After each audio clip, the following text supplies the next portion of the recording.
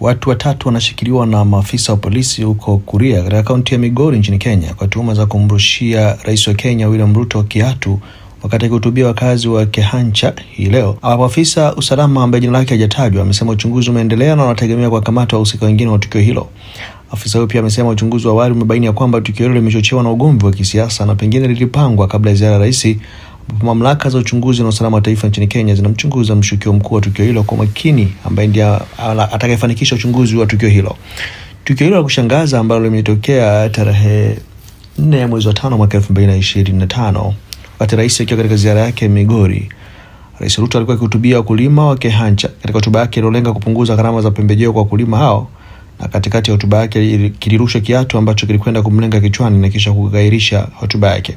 Hata hivyo, maafisa wa usalama nchini Kenya wenye jukumu la kumlinda rais walikimbia haraka jukwaani na mkutano ukavurugika kwa dakika chache, na baadhi ya wabunge walilaani tukio hilo wakisema linahatarisha maisha ya rais. Mimi ni Bakari Chijumba.